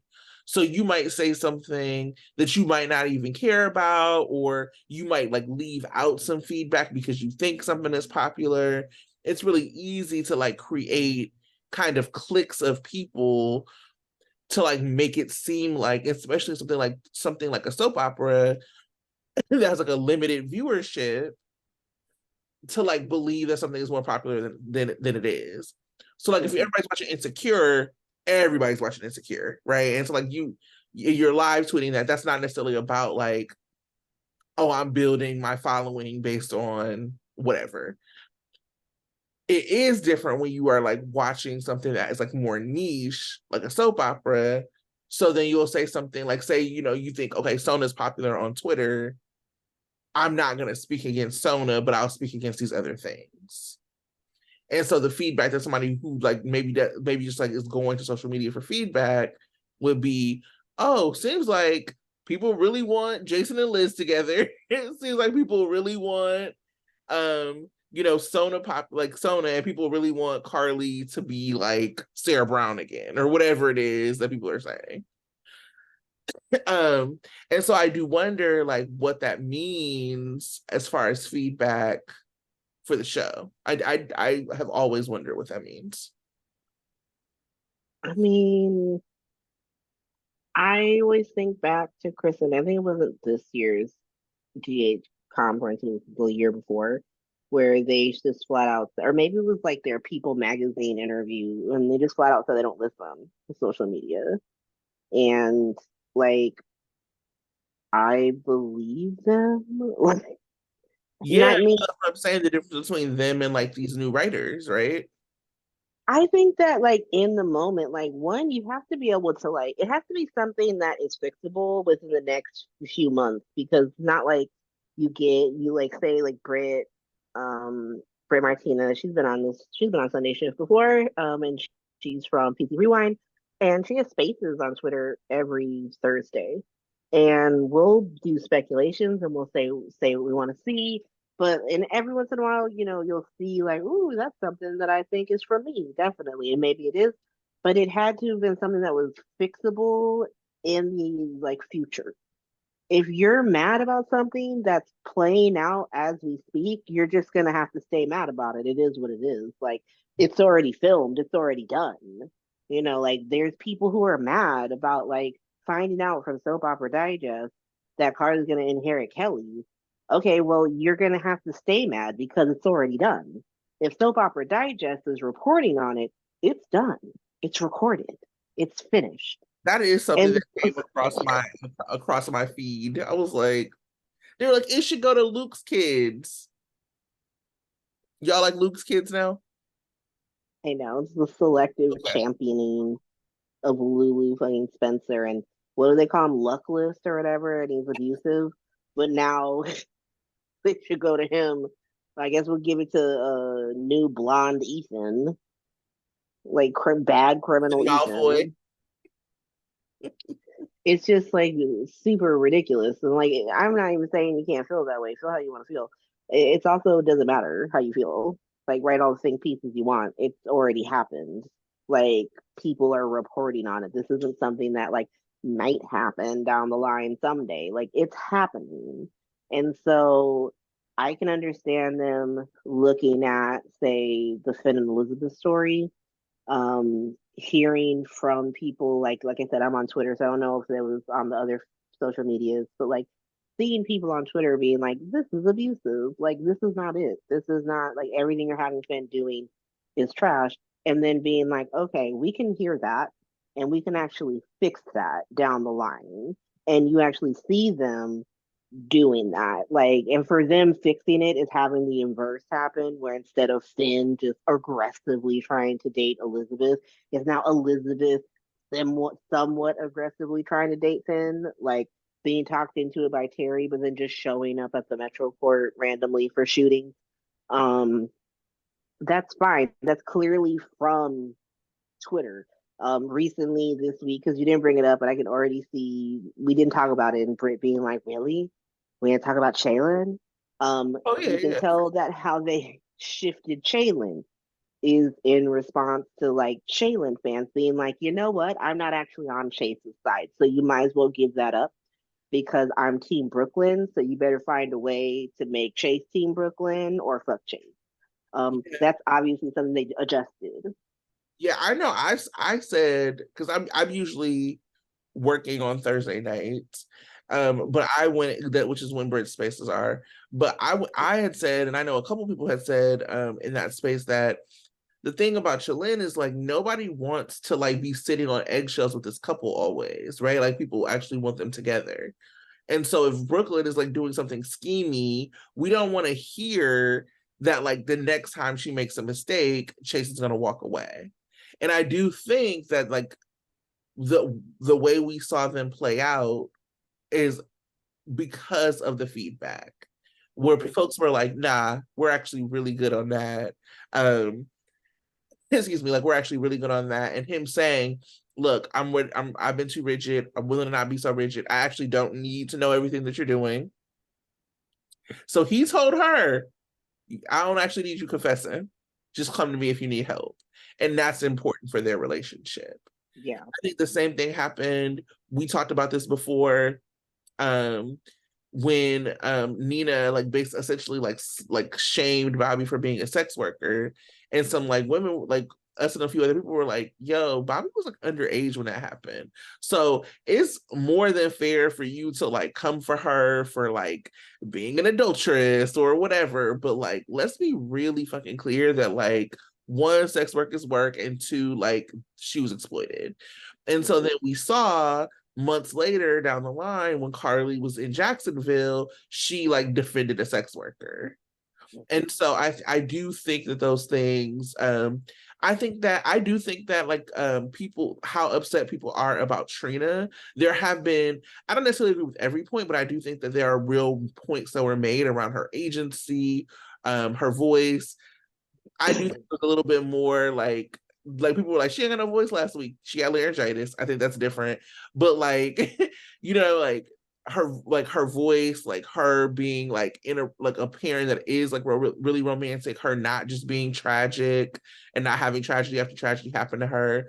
I'm hoping that like they can break into that. I think part of what happens with Sprina, which is like both fortunate and unfortunate for fans of the couple, is that they are the couple who is like one of the like cornerstone couples of the show.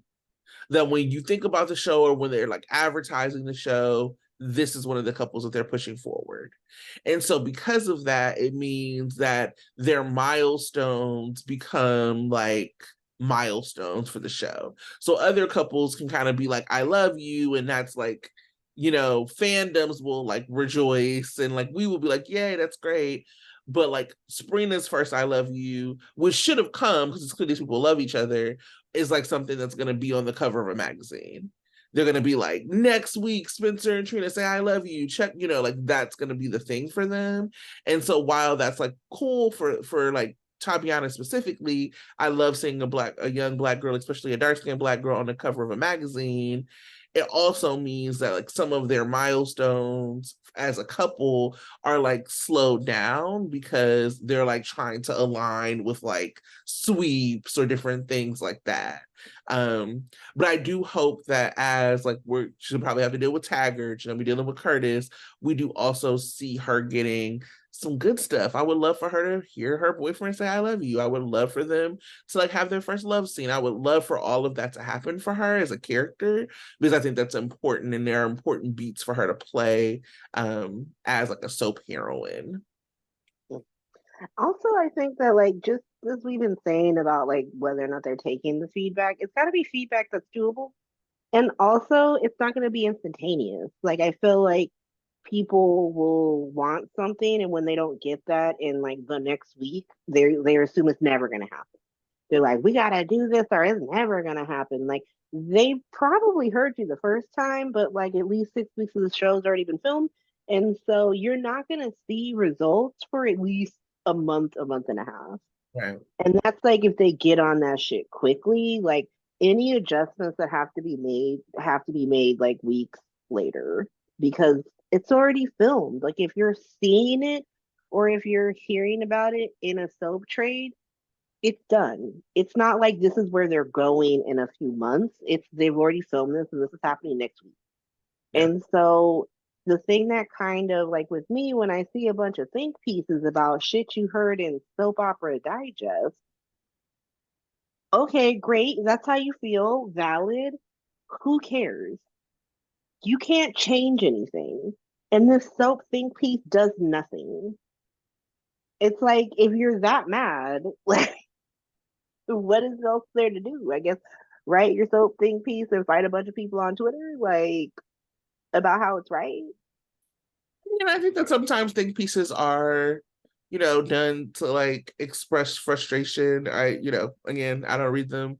And I think for me, when it becomes like the bigger issue for me is when it becomes like something that is reported by like the actual soap press. Like you can't control what people are saying on their individual accounts.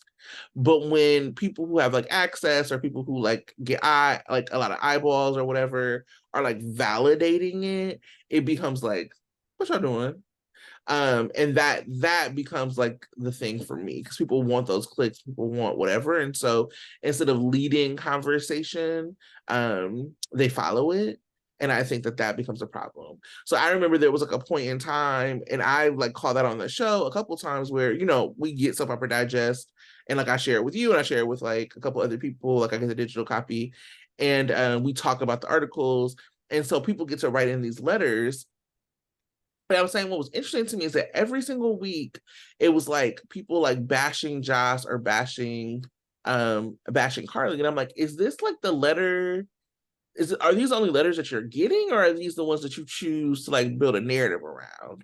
Because I remember when they did an interview with Evan, like because he's like new, and they were like, oh, let's get like whatever. So they did an interview with him, and the two people who do the podcast were with him were like, oh yeah, like people are really seem to be really excited about your pairing.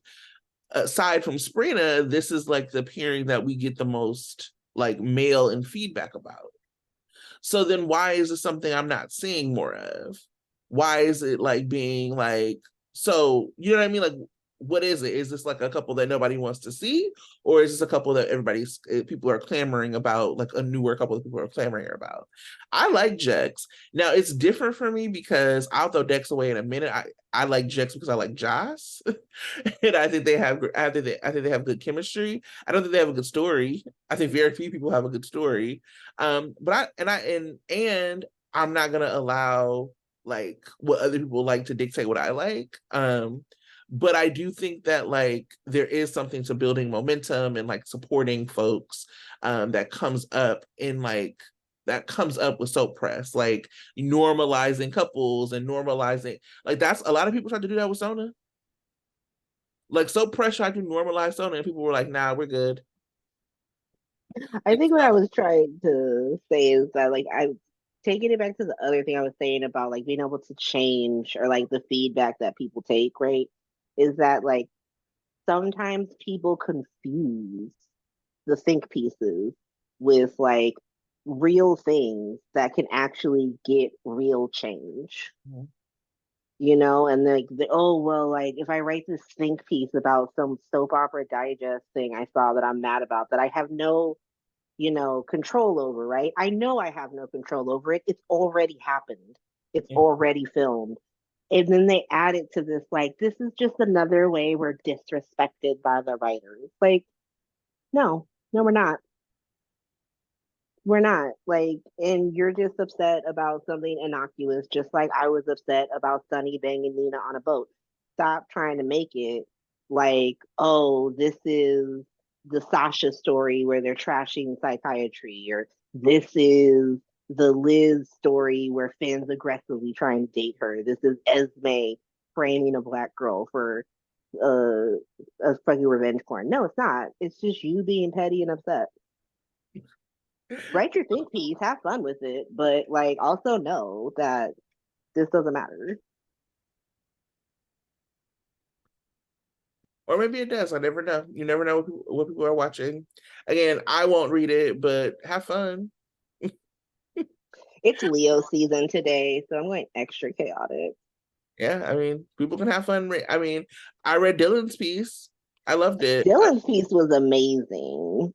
That's about real stuff. And like I also really I shared it. I retweeted it, I guess. We can't use that language anymore. It's X. It's X now. So it's not tweeting, You not read retweeting.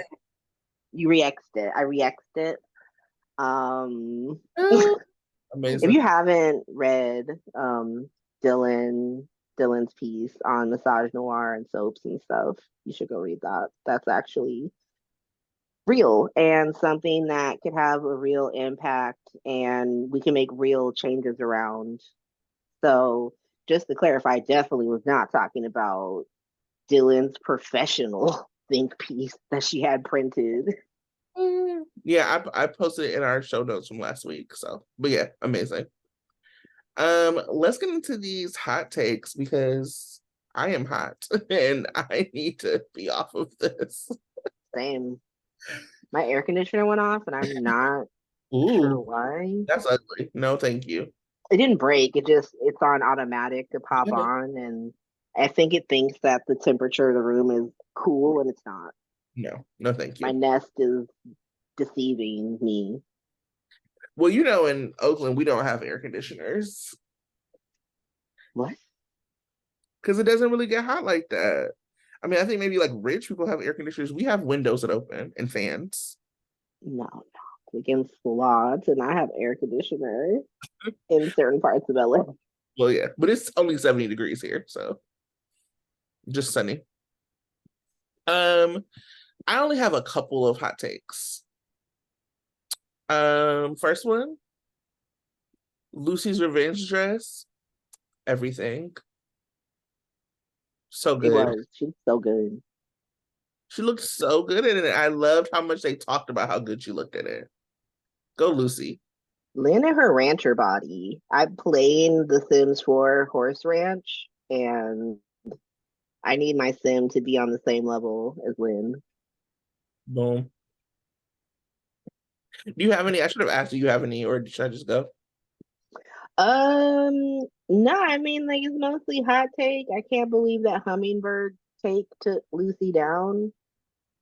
That's amazing to me. Like, Felicia was the slowest fucking thief. Like, I don't know what the hell she's doing. And I was like, girl, use your phone and start taking pictures of things. Why are we just reading them? Like, I would have just been like, snap, snap, snap, snap, snap on everything. Like, she took so long. I was so like, now why are we acting like this? Sam would have been in and out.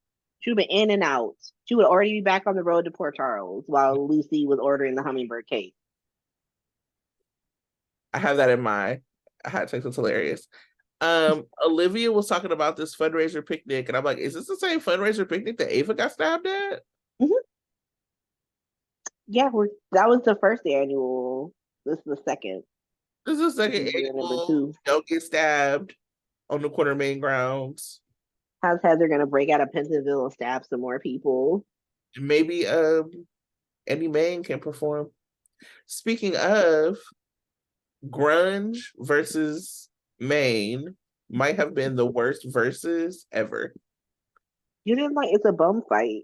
Is there a specific taste? The fact I love that Ned keeps playing the same chords on that guitar every time. I'm They like, never let him sing. He's always like 2 seconds from singing, and they're like, Ned! I'm like, is it like is Wally like y'all can't afford me to sing? Like, what's going on? Tracy just screaming at him in Rice Plaza was hilarious. She's like, no! I do love how much Tracy loves Leo. Yes, She's just like, look how adorable this damn kid is. How can you tell me you don't remember him? Yo is very adorable. Mhm. She's just like, that's my grandson. I claim him. I don't know why. I don't even like his mom, and I hated his dad, but he's mine now. I didn't watch Ryan's Hope, but I'm sure that shout out was cool for their fans. Yeah, Delia Ryan. And we know more about Ava now. I had no idea. Like I was like, what? Is this new? No, Delia's been on the show. I this is something I must have completely forgotten about. Yeah, she played she's the actress from One Life to Live, Roxy. Oh, oh. That's Delia. She played Delia Ryan on Ryan's Hope. And for some reason they had Delia have an affair with Victor Jerome. I didn't watch Ryan's Hope either, so I don't know if Victor Jerome was actually on Ryan's Hope, but that'd be amazing. Um, but yeah, there's been when they first brought Maura on. they had to like explain who the hell she was and how she was a Jerome that they didn't already know about. And so they gave this backstory about how she's Delia's daughter, who she gave for adoption. We don't know why she just decided to start calling herself a Jerome. She was like, I'm a Jerome. I went and found Julian and now I'm a Jerome. Boom. Cute. Um, Sonny talking about vetting the nanny, but acting like Carly had no right to him being mad. Nina was around Donna. Like, okay, you vetting people, but you not vetting the person that you about to marry who like stole her out the coochie. Like, what are we talking about? You don't vet the people you dig down. And that's my issue with Sonny. Always been my issue. Last one of his girlfriends got his son shot, but ain't nobody trying to talk about that. Ooh. And then my last one, because I think I went through all of them we were talking other ones when we were talking is why did Esme have to steal a newspaper article, like a paper article? Was the original article behind a paywall? Like, what are you doing? You don't get free Invader Like, online. just Google this. It was like a whole article, like a clipped article about Heather Weber. Why did Alexis need a box of this shit? I have files all over. I have a bunch of stuff. I have this key that has about like 300 books on it. And I have this chess piece that also has a bunch of books on it. Why is she killing the trees? I don't have anything like that near me. No. Yeah, no, I have a book that I am about to start reading, Shadow and Bone. Oh, I was gonna start the series on Netflix, but Yeah. but yeah, I mean, I understand for like I'm about to go to an archive in like a month, so I understand the like, oh yeah, archive, but that's really for stuff that's like decades old, like shit that was microfilm and stuff like that. And even a lot of that's been digitized. Like I found newspapers from like early 20th century. Like I found an article that Bert Williams wrote in 1910 online. So I Not don't really Esme understand. Prince. Not Esme Prince. Heather Weber shit is locked tight, apparently. They do have a Wikipedia page on Heather. There's one that actually exists in our world. So I mean, I think that my one hot take would be I don't care about Austin. Stop trying to make Austin happen. He's not gonna happen. The only way, and I don't know who I think it's this on Brit Space. The only way I would accept Austin is if they made it that he was actually the big boss and that this has all been a fucking act. I like Make him Pikeman. I like his chemistry. I like the chemistry between Raja and Mora. I like seeing those two kind of play together. I am not interested in Austin. This character is a bust. Um, I He's such a little wimp. bring him back as Todd. I don't know. Like this is just not. Bring him back as Todd. If And he's Todd, I call him for Carly. The Liz fans can have Drew. The So Can the Sam fans, I don't want him. Car Todd was where it was at. I did like Car Todd. I did a lot actually. I liked them a lot. But yeah, but I actually did like Crew this week too. But anyway, that's just me. My point is his character is a dud, annoying, like back like whatever they were doing with Sunny, ridiculous, like whacking down. I am not interested. And I think that it's especially not interesting because they took him away from the Quartermains.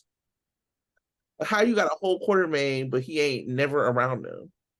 He's brave enough to kidnap Ava and Sunny's daughter in broad daylight, but not brave enough to stand up to his cousin. I don't understand. And like him not telling Ava like who this person is because she's dead terrified of Sunny. And so she's very much like, here's this man, and here's what he will do. Who's your band, and what will they do? Because they're not even kidnapping my daughter because you did that. Ooh.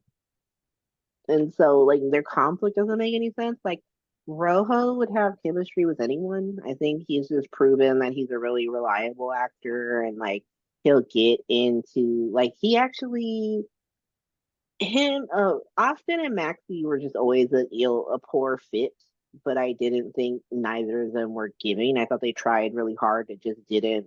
Like I also think that Kirsten Storms is a very reliable actor who gives every chance she gets, and like it's not really her fault that the last two pairings they put her in have been done, like Peter and then Austin. But Bring then back like Dixie. with Peter, it was because her partner was a dud because no one believed him. Like that was the thing. Is like there was never a point where anyone ever believed that Peter had changed. And they had shown us too much of what he did. And I kind of worry that with Austin and Mason and this stupid fucking storyline, that the Peter storyline has a little bit to do with it, where they're like, well, we don't want to show our hand too much because we don't want to potentially ruin Austin to where we do too much with him. And then by the time we want to like rehabilitate him, Esme is another good example. Like by the time we want to rehabilitate him, no one buys it, no one cares. And so they're just not telling us anything, and then they're having him be so submissive to people. Like, oh well, like Mason's really serious, and like Mason's really Sonny is the most powerful mob boss in the world. We've like established that he's the Sonny Corinthos, and only if you're in Nixon Falls, you've never heard of him. But like everyone else has heard of him. So like the fact that you're more nervous and like you could make it like some WSB thing where it's like they're this big but they're unknown. But then I refuse to believe that Sonny would know who they were. That's crazy to me. We'll find out next week because let's preview next week. Ava tells Sunny, so she confesses to Sunny every week. I'm so excited. I would actually take redoing of Sava You say, correct this time, where they actually like each other, not having hate sex in a crypt. give me a Sava affair. Mm, I would love it. Morgan's been dead long enough. I have not forgiven her, but I have forgotten. So let's continue. Let's do it. Monday, Dex makes a grisly discovery. More dead people at the pool. Nia scores points with Willow. Drew confronts Cyrus.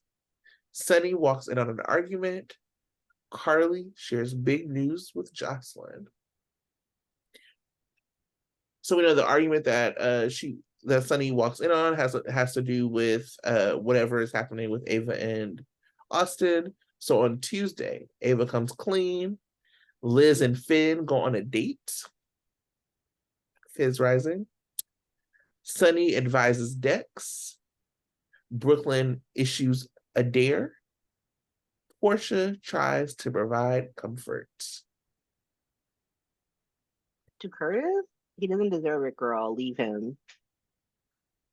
Wednesday, Sam and Dante discuss a case. Portia is caught off guard.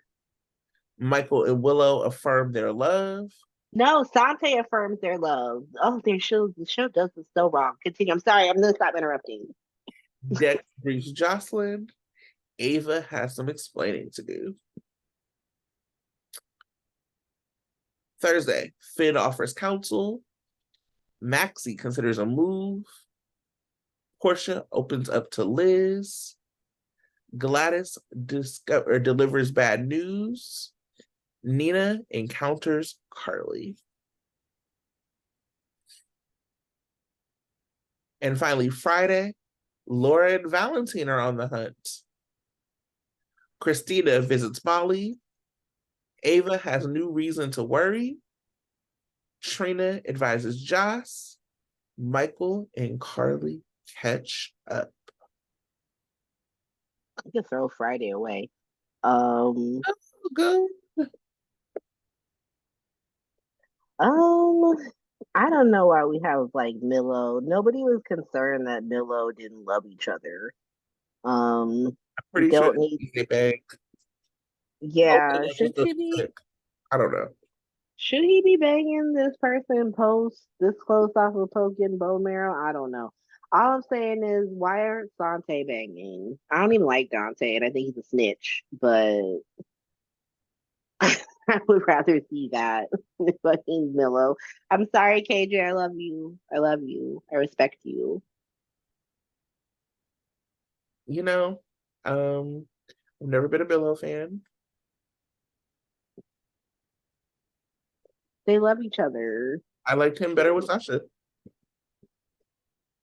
I'm just like, Sunny's on all week doing everything. Just, he's gonna be, give me Sava. Fuck it. I don't care. I don't care. Yeah, I wonder because it also because Mo, I mean, is going on that tour, so I don't know if that just coincides with what's filming now or if we're gonna get a little break from him or what. But right now it is very overwhelming. He's literally everywhere. Because it's not like he has a story that he is in and we keep seeing it. It is that he is now being inserted in every story. Maybe Nina locks him in a like trunk and takes him back to Nix's walls. And then he's maybe she gets a panic room. She calls Rick, and Rick's like, "You know what you need, girl? A panic room." Because they do know each other, don't ever forget that. Yes, it's her ex-husband who banged her mom. This is what I say when like, or what people say when they're like, Nina's always second place in her relationships because like she always is. Like with Silas, it was Ava. And With then yeah, then Sam. With Rick, it was her mom. With Franco, it was Elizabeth. Liz, yep. And with Sunny, with Jax, it was Carly, and with Sunny, it was Carly. So, and maybe Ava. I would love that. Mm. You know, Ava already has his baby. So I love that Ava is like the Ray J of this. Like I hit it first. Um, every dude you fucked, I'll get to Rick. Rick Hurst is fine. I will say, like he's evil, and I don't like his character, but like he is physically attractive, and he's him aging like being fine wine. him being so handsome is the reason he was able to like that he has fans. Because his character was terrible.